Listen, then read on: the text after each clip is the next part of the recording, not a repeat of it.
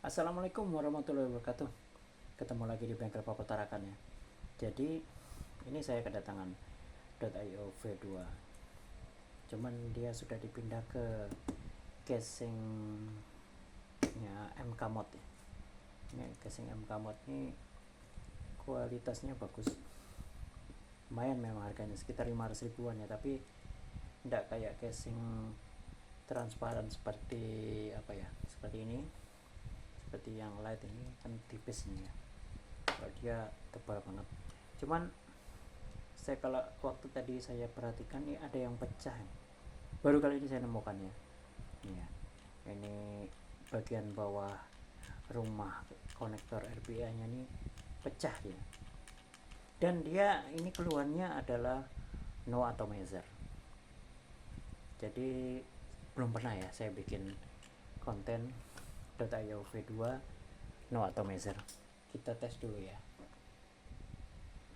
Saya pasang RPA. Oke lah. Saya coba no atomizer. Jadi kalau dilihat di konektornya udah terpasang, udah sentuh sempurna ya, konek sempurna, cuman tetap no atomizer. Kemungkinan besar di mesin ada problemnya. Jadi langsung aja banjir. Langsung aja saya bongkar ya. Nah ini sudah saya bongkar semua ya. Dan untuk body MK modnya sendiri sudah tidak layak menurut saya. Jadi ini rumah konektor RBA ini sudah pernah pecah dan pecahnya hilang. Sedangkan pengunci pin RBA ini udah diganti ya, custom, jadi dari aluminium sepertinya nih. Jadi untuk menahan supaya dia ndak ternaik ke atas ya. Sekarang kembali ke mesin ya. Jadi untuk bagian atas ini masih bagus. Nah, saya fokus ya. Untuk bagian atas masih bagus ya. Jadi saya rasa semua berfungsi normal. Mousepad juga masih bagus, masuk driver juga oke, fisiknya ya. Tapi di sini sudah begitu lihat ini kembung, ada satu mousepad kembungnya. Dan untuk fisik yang lain sepertinya masih bagus. Jadi langkah pertama saya akan ganti ini. Ini sudah kembung, jadi kemungkinan moga-moga ya, biasanya pengalaman saya kalau sudah fisiknya kondisinya seperti ini, kalau dia blower diangkat biasanya bagian bawahnya ikut terangkat, itu susahnya. Jadi aman, kalau dia terangkat tinggal ganti aja, diganti dengan kertas tembaga biasa ya, stiker gitu ya. Kita biasanya seperti itu, kalau terangkat ya sudah terangkat. Saya ganti dengan kertas tembaga seperti ini.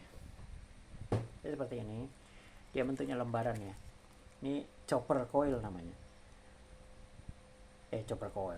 Chopper apa ya, lupa saya. Ini pokoknya bentuknya stiker, ini kan tembaga nih. Nah, ini bisa dipakai untuk mengganti bagian bawah padnya mousepad ini yang terangkat. Jadi nanti langkah pertama akan saya ganti dulu. Ini setelah mousepadnya dilepas ya. Jadi mousepadnya sudah hancur, sudah setengah mati ngelepasnya. Karena kalau tidak hati-hati, solder pad mousepad ini kecabut juga ya. Kalau yang di sini aman, yang ini yang hampir kecabut. Ini coba lihat. Nah, tuh. Ini sudah hampir kecabut. Hati-hati sekali ya.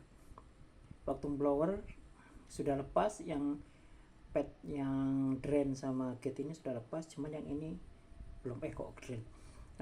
Source sama gate ini lepas sudah. Cuman yang drain ini tidak lepas. Akhirnya blower saya matikan, saya solder dari arah sini ya, pakai solder mata pisau itu. Tekan pelan-pelan plus lepas, hancur tapi mousepadnya. Nggak apa-apa lah.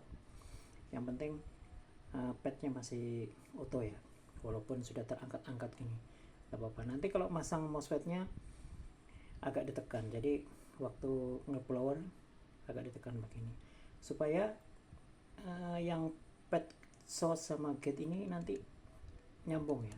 Kalau nggak ditekan dia enggak kena nanti karena ini sudah terangkat. Apalagi kalau kena panas dia biasanya ke atas gitu. Jadi kalau nggak ditahan begini nggak kena deh, nggak nyambung, nggak connect ini. Oke ya, nanti sekarang ini habis ini saya akan pasang dulu. Nah, sudah dipasang ya. Dan di sini saya kasih lem ultraviolet ya, lem UV ya, supaya jaga aja. Karena kan solder partnya itu terangkat, takutnya nanti kalau dia kena panas. MOSFET ini kan kalau kerja dia mengeluarkan panas ya.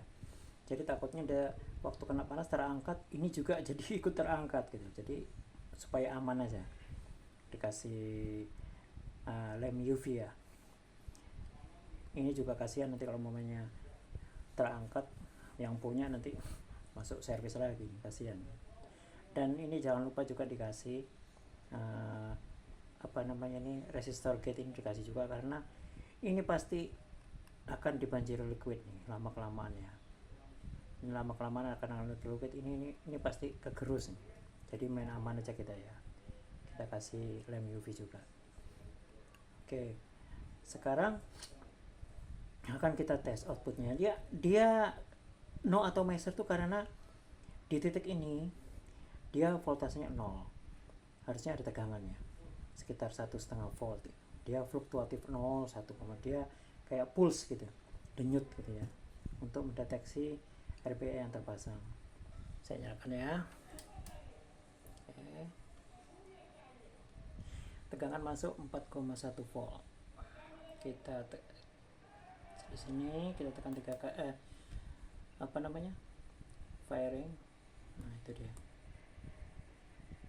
Satu ya, fluktuatif ya, kelihatan ya. Nanti dia kalau idle berangsur-angsur kembali ke 0 lagi. Ya. Berarti sudah normal. Kalau saya sih tidak perlu saya tes pasang RBA ya, tidak perlu saya pasang kabel di titik RBA ini, karena kalau didetek begini ya sudah pasti oke. Ya. Masalah dia deteksi ohmnya biasanya sih normal aja, kalau mamanya MCU dan lain-lain normal, cuman yang rusak cuman MOSFET ini aja oke. Untuk no atomizer itu kadang untuk setiap yang masuk tidak sama rusaknya. Jadi kadang 1, kadang 2, kadang 3, kadang 4. Jadi kalau ditanya saya kira-kira berapa ya biayanya, bingung saya jawabnya. Karena kalau mau saya jawab, oh sekian, ternyata yang rusak 2, oh sekian, ternyata yang rusak 3, oh sekian, ternyata yang rusak 4. Jadi kadang-kadang saya kasih rank sepertinya kemahalan, tapi itu cuman kira-kira aja, perkiraan gitu, estimasi aja. Ini sudah saya coating juga ya sebagai finishing. Jadi tadi sudah diukur oke, tinggal dikembalikan lagi ke bodinya ya.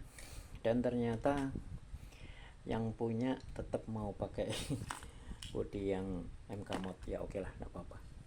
Walaupun ada minusnya, tapi yang punya mau tetap pakai ini ya nggak apa-apa, diusahakan bisa. Dan untuk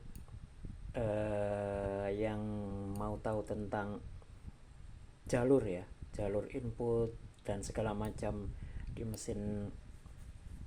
mesin .io V2 ini, nanti di video selanjutnya akan saya jabarkan, walaupun tidak terlalu detail ya karena waktunya terbatas sih. Jadi saya akan jelaskan di situ sedetail mungkin, tapi ya tidak detail betul karena untuk menyingkat waktu aja. Dan juga cara coating seperti ini ya, ini tipis aja nih, nggak terlalu tebal, sekali sapu aja, tapi insya Allah efektif menahan liquid ya. Oke, sudah masuk lagi ke bodinya ya. Jadi sudah kinclong, insya Allah normal ya. Kita tes, dapat 0,36 ohm. Oke, tidak no atomizer lagi. ngetesnya nggak bisa lama-lama, nggak ada liquidnya nih.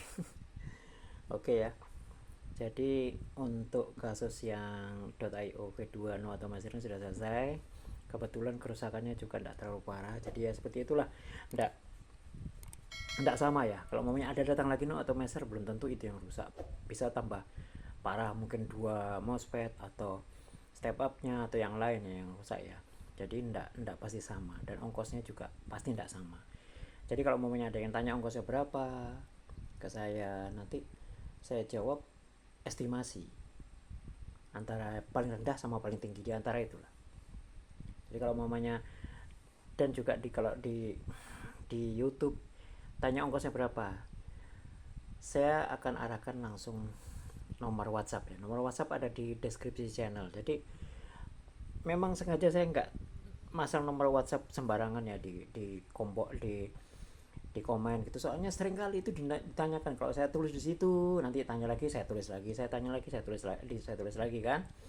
Jadi lebih baik saya tulis deskripsi, silahkan cari di situ kalau mau tanya-tanya atau mau tanya kira-kira ongkosnya berapa, mau kirim ke saya berapa totalnya gitu kan. Dan juga kalau mamanya ada pertanyaan teknis, semampu saya akan jawab, karena saya juga kerja ya, dari pagi sampai sore, akhirnya sampai rumah habis maghrib atau habis isya baru saya kerjain sampai malam, kadang jam 11 jam 12. Jadi kemungkinan saya akan jawab kalau sempat. Dan kalau mamanya terlalu luas pertanyaannya, mohon maaf saya nggak akan jawab. Pusing saya, iya. Jadi kalau langsung jawab pertanyaan tuh to the point aja, misalnya mau seperti ini begini kenapa gitu ya. Jangan pertanyaan seperti umum sekali, misalnya ini .io saya mati total, kira-kira kenapa ya, bingung saya jawabnya karena luas sekali. Oke, gitu aja dari saya. Terima kasih sudah berkunjung ke channel Bengkel Power Tarakan. Mohon bantuannya sekali lagi, saya nggak bosan-bosannya ngingetinnya.